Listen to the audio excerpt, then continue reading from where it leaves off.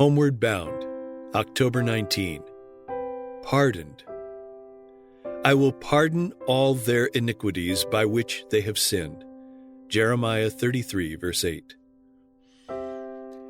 As the books of record are opened in the judgment, the lives of all who have believed on Jesus come in review before God.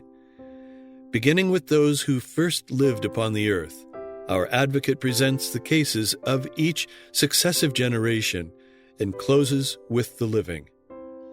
Every name is mentioned, every case closely investigated. Names are accepted, names rejected.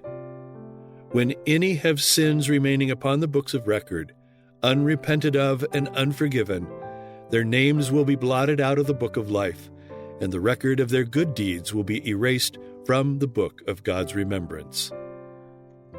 The Lord declared to Moses, "Whosoever hath sinned against me, him will I blot out of my book."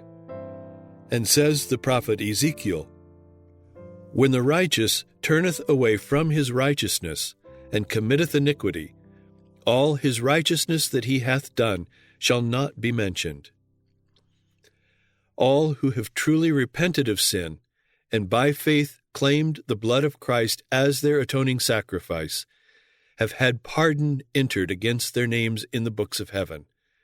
As they have become partakers of the righteousness of Christ, and their characters are found to be in harmony with the law of God, their sins will be blotted out, and they themselves will be accounted worthy of eternal life.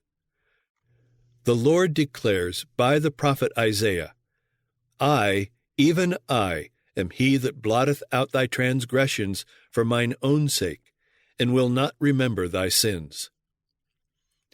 Said Jesus, "He that overcometh, the same shall be clothed in white raiment, and I will not blot out his name out of the book of life, but I will confess his name before my Father and before his angels.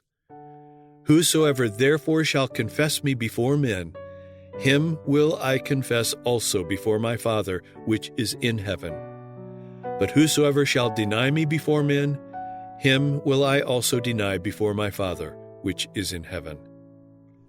The deepest interest manifested among people in the decisions of earthly tribunals, but faintly represents the interest evinced in the heavenly courts when the names entered in the book of life come up in review before the judge of all the earth. The divine intercessor presents the plea that all who have overcome through faith in his blood be forgiven their transgressions, that they be restored to their Eden home and crowned as joint heirs with himself to the first dominion. The Great Controversy, pages 483 and 484.